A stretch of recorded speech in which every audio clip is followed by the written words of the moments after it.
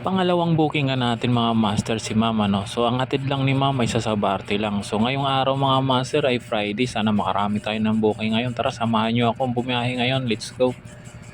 At pagkahatid ko nga dito kay ma'am sa may Sabarte mismo sa malapit sa stoplight ay nasundan agad tayo ng booking mga master at long ride ito mula Bagong Silang papuntang Mall of Asia mga master at ito nga ay 31 kilometers kung hindi ako nagkakamali mga master at ang fare nito mga master ang pinakang binayaran talaga ni si sa atin is 451. So yun mga master no, pagka-drop ko nga dyan sa may inyo mga master sa National University malapit din doon sa MOA no. So nasundan agad yan mga master kay kuya naman. So buti na lang to si kuya may dalang balak laba.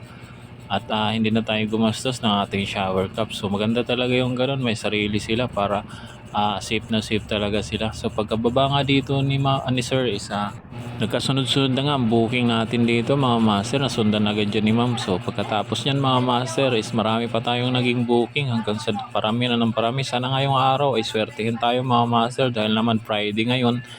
Talagang inaasahan natin na dagsa ang booking ngayon lalo na payday din ngayon mga master dahil pizza 14 ngayon mga master no, sa November 14 isahod din talaga ng mga kinsinas katapusan lalo na ng mga call center kaya inaasahan talaga namin na maraming booking ngayon. So ngayon nga mga master nakakuha tayo na papuntang terminal ng Genesis sa May Cubao at marami nga siyang dala mga master, dalawang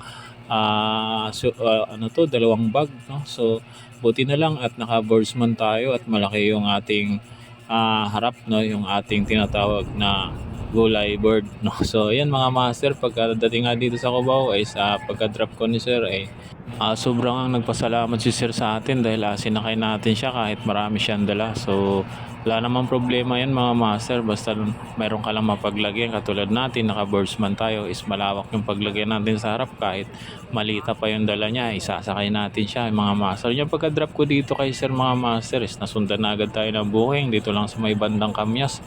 At si ma'am nga pala ay nagpabook lang sa anak niya at sabi ko sa kanya na mag-download na siya ng apps kasi para naman hindi na siya hassle magpabook pa, di ba?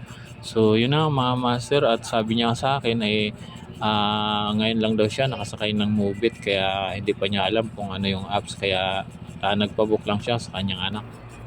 Pagka-drop nga dito ni ma'am ay nasundan na agad yan. Kakaiba naman to si ma'am no. Sumakay siya sa kaliwa at pagbaba nga dito ni ma'am ay sa kanan siya bumaba. Dahil nga naman pabor naman sa gutter pero yung iba nahihirapan pag may gutter tapos sa kanan sila bumaba. At nasundan na agad yan kay ma'am mga master at si ma'am hindi na humingi ng shower cup dahil nakasombrero naman siya. Alam nyo ba mga master, naranasan ko dati na nakasombrero na yung pasahero ko nang hingi pa rin ng shower cup. Nilagay pa rin niya dun sa sombrero niya. Ewan ko kung naranasan yun. So yun mga master, ngayong araw nga pala ay naka 18 rides lang tayo dahil hanggang alas 5 lang tayo dahil maaga tayo uuwi mga master. No? 18 rides mula ng 7:18 ng umaga hanggang 4:50 ng hapon. So yun lang mga master, maraming salamat. Nasayang ko na naman 3 minuto nyo. Bye bye!